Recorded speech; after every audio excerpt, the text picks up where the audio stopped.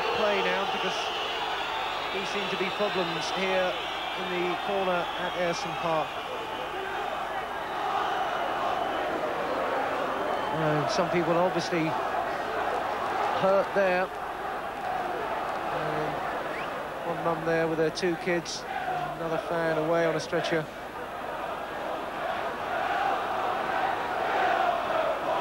There seems to mainly have been young children who've been affected there, with mums and dads come up for the trip. A lot of them being led away there. The impression we get, and I must emphasise it is only an impression, no official statements have been issued obviously so far, is that some of the youngsters at the front of that enclosure were crushed against the front fences as fans from the back tried to push forward and get a better view. But Chief Executive Keith Lamb said the club was still satisfied with having the perimeter fencing. Chief Superintendent Terry Tasker was in charge of the police operation here at Ayresome Park. What was your view of the incident? Well, it was simply an unfortunate crowd surge at about half an hour into the game, when Leeds fans surged forward and unfortunately people at the front were injured. Mainly youngsters, wasn't it? It was mainly young people who were injured. Between 10 and 14 people in all were taken to the ambulance room on the ground. They mostly had minor injuries and didn't need treatment. 5 actually did need hospital treatment and were taken to the hospital next door.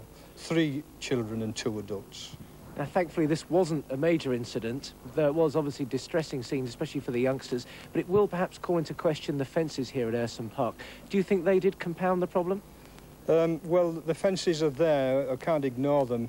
They did impair releasing the children, and they had to be dragged over the top. But I must, in fairness, say that there are 2 gates at either end, and they were opened straight away, and people were taken out onto the perimeter pitch. What about those spikes on the top, which really do cause problems when you're trying to get people out? Yes, I do tend to agree with you there. Are there any lessons to be learned from this incident? Several lessons that everybody has got to learn, and we will obviously hold an inquiry with a view to trying to prevent similar things in the future. I know you can't say that much without that inquiry taking place, but what are the immediate problems that strike you? Well, really, it's trying to prevent people from surging in the crowd. There was no surges elsewhere on the ground, and people have got to be made aware that that does cause problems for people at front of any enclosure. No suggestion, though, of bad behaviour on the part of the Leeds fans?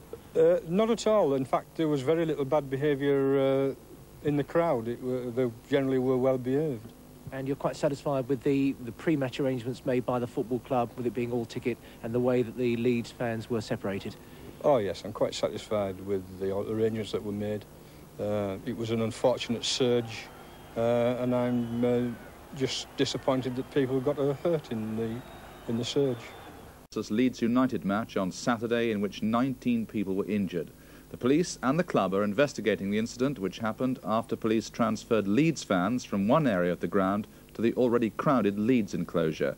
Leeds United want fans who witnessed the crash to write to them about what happened before they decide whether to lodge a formal complaint to the police and to Middlesbrough. Leeds United had been given just 2,108 tickets for the match against Middlesbrough. Fans who couldn't get them had gone to Ayresome Park and bought tickets for the home supporters area. But police took the fans to the Leeds end to avoid violence. Senior officers felt there was enough room for them, even though all the tickets had been sold for the safety capacity of 2,108. As the crash developed, the match was held up for 15 minutes, and fans had to be rescued over a 10-foot spiked fence. 14 were treated at the ground for minor injuries, and 5 were taken to hospital. Richard Oddy, who's 10, seen here on the left, was detained overnight. He was released yesterday and none the worse for his ordeal at his home in Leeds today. His father said police and stewards had lost control. When we got out onto the pitch, there was a policeman there who was very, very helpful, and all credit to him.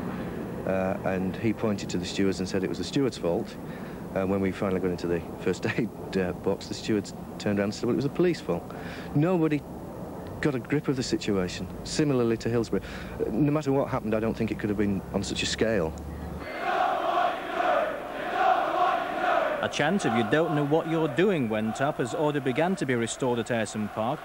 Today at Ellen Road, supporters queuing for tickets against Sheffield United on Boxing Day were angry about what happened. Policemen were still pushing people in, get in, and yet 10 yards further down, they were pulling people out. It was just ridiculous. We just couldn't believe it, because we just saw little kids being dragged up spikes. It was unbelievable. Couldn't believe it. I would ask any supporter who was in that area on Saturday if they could put something in writing to us, then we can maybe get a more consistent view of exactly what went wrong. So will you be making any formal complaints? That will depend on the information we can collate.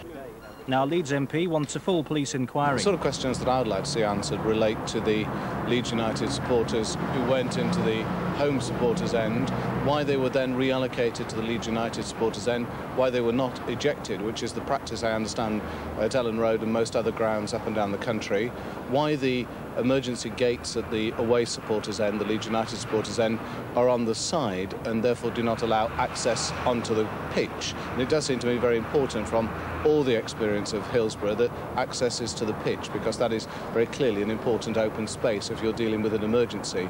This evening, the police and the club issued a statement saying the safety capacity was never exceeded by more than 60.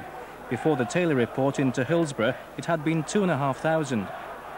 They say the crush was caused by a surge, as seen on this police video. However, there will be a review of safety arrangements.